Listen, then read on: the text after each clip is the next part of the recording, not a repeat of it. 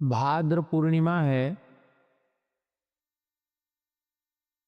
7 सितंबर रविवार भाद्र पूर्णिमा है और चंद्र ग्रहण का महापर्व भी है।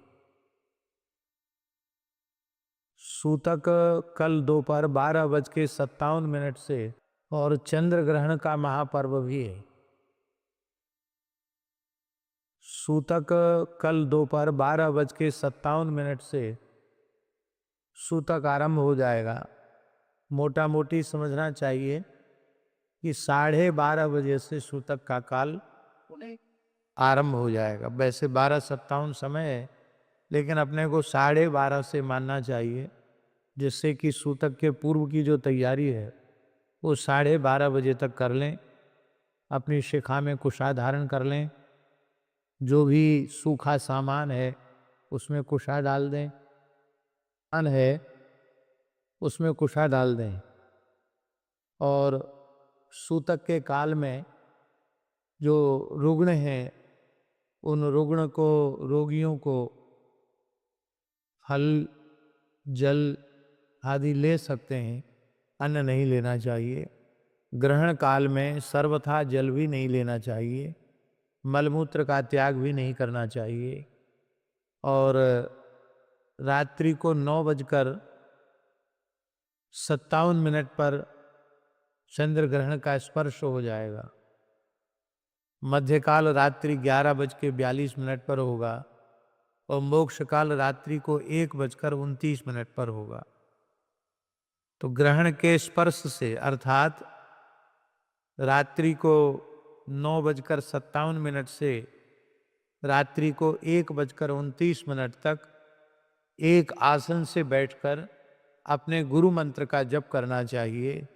जो उस काल में गुरु मंत्र का जप करेंगे उन्हें पुरुषचरण का पुण्य प्राप्त हो जाएगा। जिस किसी भी मंत्र का जप किया जाता है उसका पुरुषचरण हो जाता है। तो यह ग्रहण का काल अत्यंत पवित्र काल है।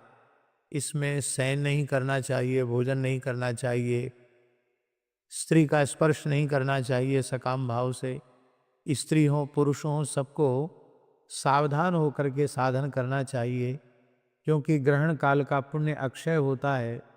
सर्वम गंगा समम तोयम सर्वे व्यास समाधिया। सारा जल गंगा जल के तुल्य हो जाता है और सभी ब्राह्मण वेदव्यास के तुल्य होते हैं। इसलिए स्पर्श के काल में पूरा सिर से स्नान करना और मोक्ष के काल में सिर से स्नान करना आवश्यक हो तो मध्य में भी स्नान किया जा सकता है। बहुत से लोग तो जल में ही बैठ कर के पूरा जप करते रहते हैं, लेकिन जिसके शरीर की जैसी सामर्थ्य हो, स्पर्श काल में एक बार स्नान और मोक्ष काल में स्नान। मोक्ष काल के बाद फिर लगभग 1:29 पर मोक्ष काल है, तो स्नान करते करते 2-2:30 बज जाएगा। फिर ब्रह्मवेला आ जाएगी, तो अपना नित्य नियम शुरू कर दें और नित्य नियम के बाद फिर ठाकुर जी की सेवा पूजा सवेरे 4-5 बजे ठाकुर जी की सेवा पूजा शुरू कर दें। शयन नहीं करना चाहिए। उत्तम पक्ष यही है कि ग्रहण के मोक्ष स्नान के बाद शयन नहीं करना चाहिए। शयन करेंगे तो फिर दूसरे दिन चढ़े तक सोएंगे, तो किया कराया सब गुड़ गोबर हो जाएगा।